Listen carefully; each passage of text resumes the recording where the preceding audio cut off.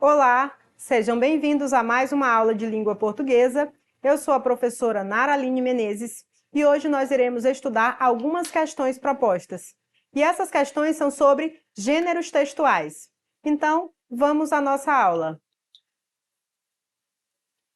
Gêneros textuais.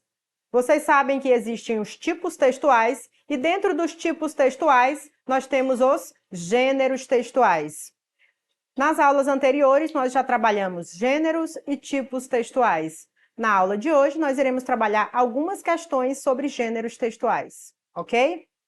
Então, vamos à nossa primeira questão. A nossa primeira questão, ela está lá no nosso livro Resolva Enem, o número 1, aquele da página verdinha, tá? Lá na página 162, e essa é a questão número 148.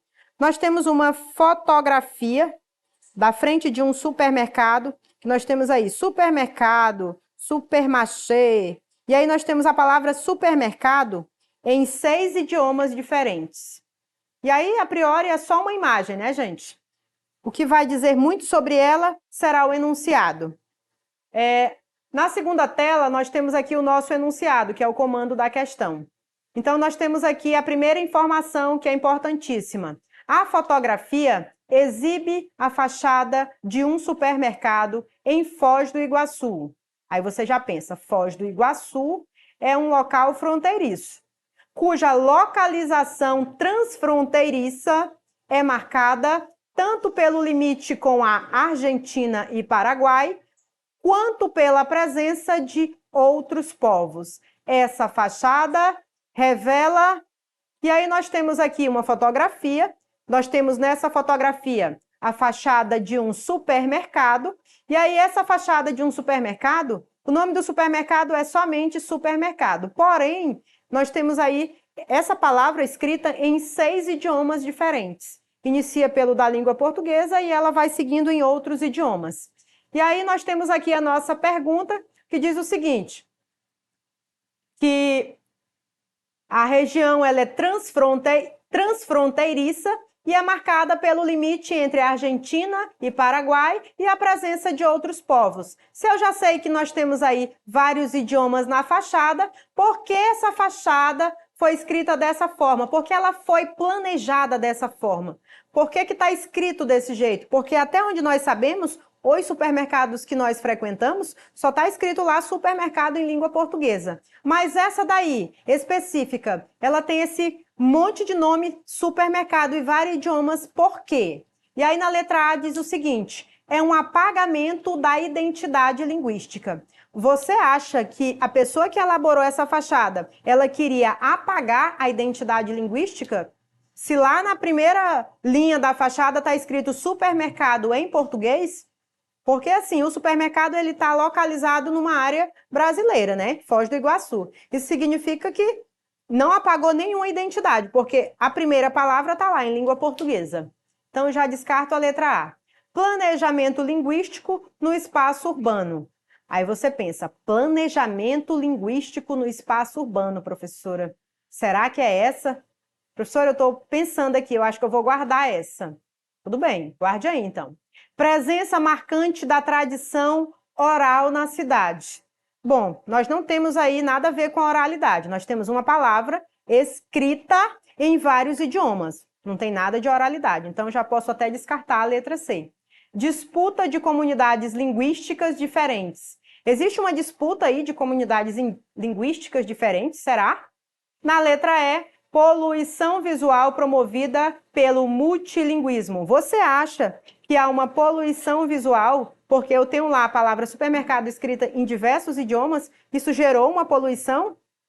Ai, professor, e agora eu não sei qual alternativa marcar. Observe que lá no enunciado da questão nós temos uma palavra-chave, que é o que vai, de fato, gente, trazer a resposta para a nossa alternativa. Por quê, professora? Porque se eu falo em transfronteiriça, eu quero dizer que esse supermercado ele tem o objetivo de alcançar o maior número de pessoas possíveis. Se eu sei que eu vou entrar em contato com pessoas da Argentina, do Paraguai, além dessas duas, nós temos outros povos e o Brasil, então a minha função principal é um planejamento linguístico. As pessoas vão observar de longe, cada uma vai se identificar com o idioma a que pertence, né? A sua língua. E aí, a alternativa correta seria planejamento linguístico no espaço urbano. A pessoa que elaborou esse supermercado e fez essa fachada, ele se planejou. Porque eu não preciso estar fazendo perguntas para ninguém. De longe eu já vou observar uma fachada enorme e tem lá supermercado em vários idiomas. Então nem preciso pedir informação, porque já está na fachada do supermercado. Então vamos para quem marcou a letra B, brilhou, parabéns, acertou. Lembrando que geralmente o enunciado da questão ele dá dicas sobre a resposta, tá? Se eu digo lá uma localização transfronteiriça, é um planejamento linguístico, né? Eu quero abranger o maior número de pessoas possíveis. Vamos à segunda questão. E na nossa segunda questão, ela está lá no livro Resolva Enem número 1, o da página verdinha. Lá na página 151, abram o livro de vocês, peguem os lápis, borrachas e canetas. E a questão é a questão número 112. Todo mundo aí com os livros abertos? Então vamos à leitura do nosso texto. No título nós temos: jovens são presos após manifestação contra Código Florestal em Brasília. Aí nós temos aí Brasília. Jovens reuniram-se nessa terça-feira, dia 2, em frente ao Congresso Nacional para protestar contra a aprovação do novo Código Florestal e contra a construção da usina hidrelétrica de Belo Monte. Os manifestantes estavam acampados em Brasília desde domingo, dia 31, e têm o objetivo de plantar mudas de árvores nativas no Cerrado, no gramado, em frente ao Congresso. Esse é o nosso texto, tá? Agora vamos ao enunciado da nossa questão.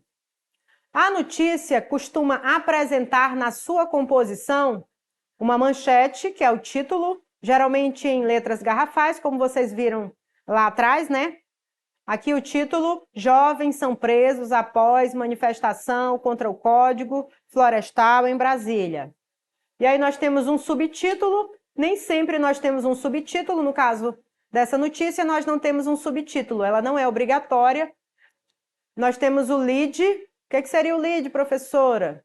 O lead seria o primeiro parágrafo do texto. O primeiro parágrafo do texto ele contém as informações mais importantes. Quem, como, onde, porquê. Então essa seria a nossa lead. E o corpo do texto, que seriam os parágrafos seguintes. Vocês perceberam que o nosso texto ele só tem o primeiro parágrafo, né? Porque isso ficou muito evidente. Como é uma questão do Enem, ou uma questão para o Enem, ou para vestibulares, ele retira de dentro do texto aquilo que ele vai precisar, a informação que ele vai utilizar. Como o espaço às vezes é um tanto curto, não há necessidade dele colocar a notícia ou a matéria inteira. Então, nesse caso aí, ele só tirou o primeiro parágrafo, tá? E aí, continuando, ao se considerar o fragmento da notícia anterior, pode-se afirmar que, além desses elementos, esse gênero. E aí ele trouxe aí dentro do conceito alguns elementos da notícia, que o primeiro é o título, também chamado de manchete, o subtítulo que ela não trouxe, a lead, que é o primeiro parágrafo, e o corpo. E aí ele quer saber, além desses, ele quer saber de outros elementos. Aí ele continua: ao se considerar o fragmento da notícia anterior, pode-se afirmar que, além desses elementos, esse gênero, vamos lá, apresenta a linguagem culta em língua portuguesa.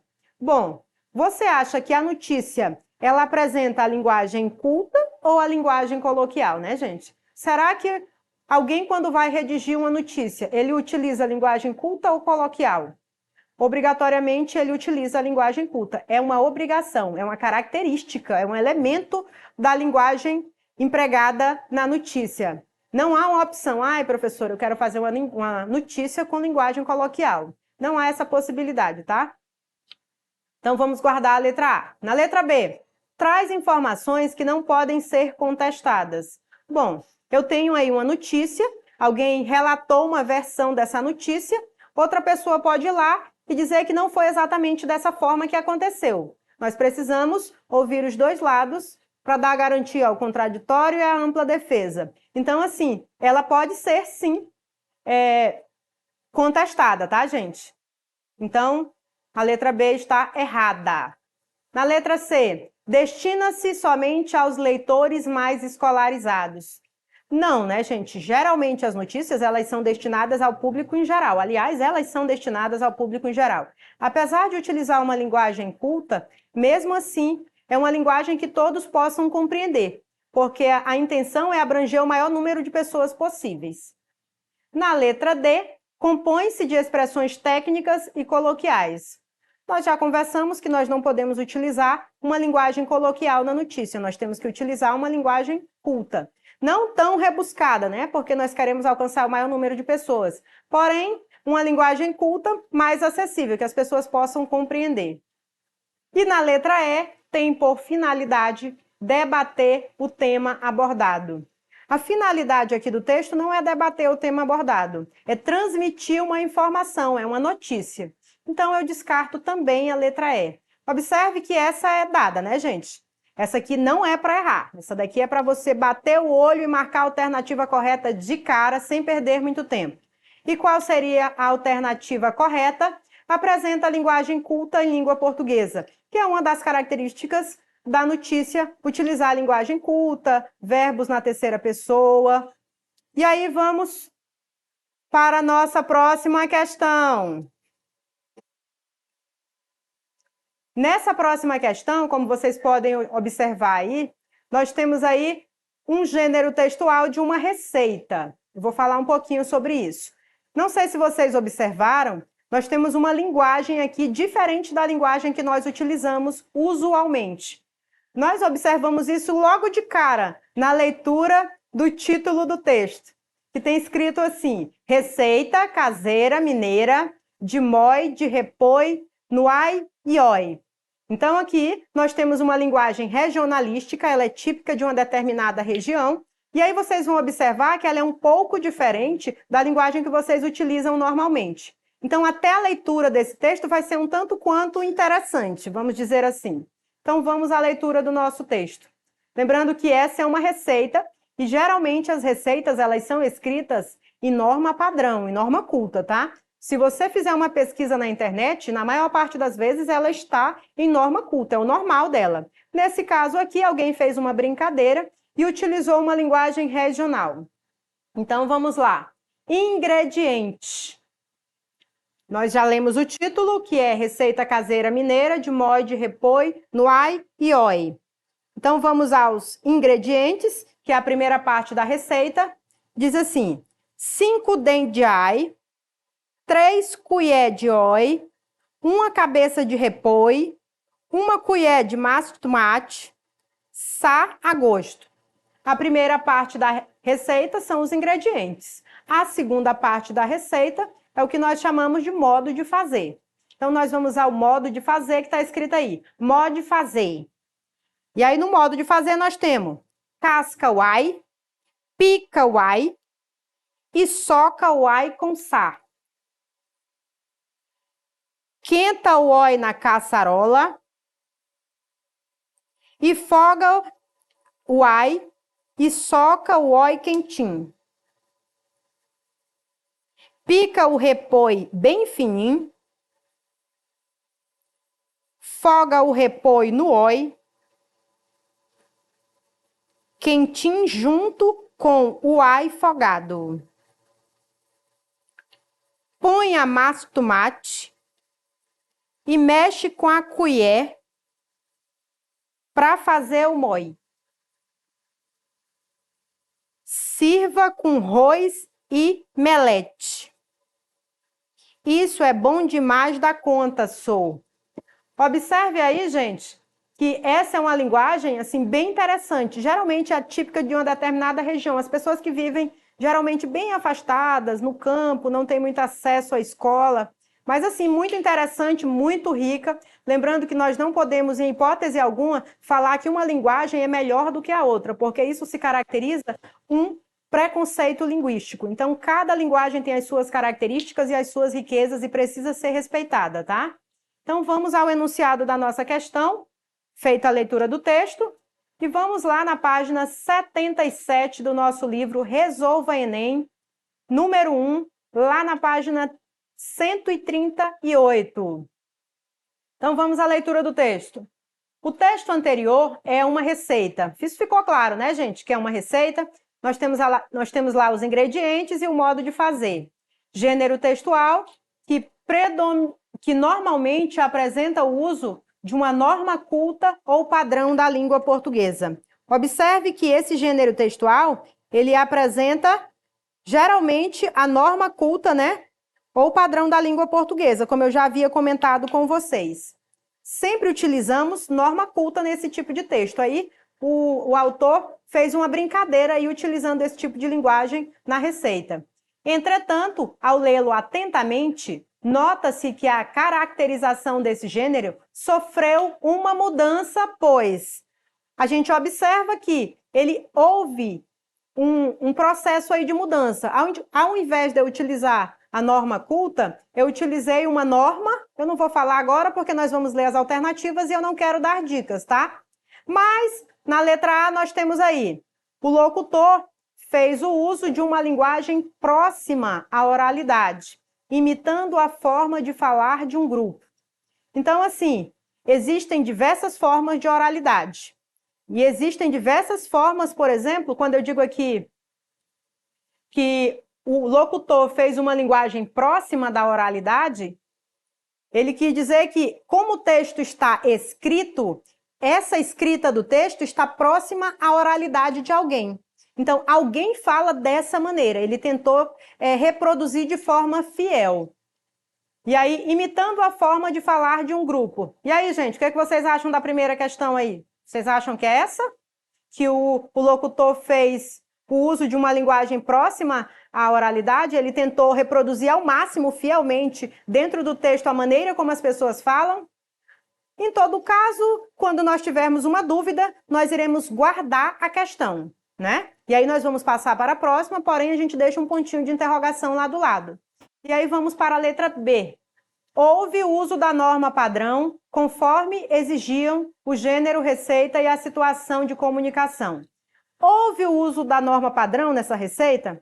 Não, né? Ficou muito claro, muito nítido que nós não empregamos a norma padrão. Então, eu já descarto de cara a letra B. Na letra C, representa o falar e os costumes de todo o povo brasileiro. Observa que ele diz assim, representa o falar de todo o povo brasileiro. Se ele tivesse dito de uma pequena parcela do povo, ou somente de uma parcela, até poderia estar correto. Agora, quando ele diz de todo o povo brasileiro, ele abrange de um modo geral, a alternativa se torna errada.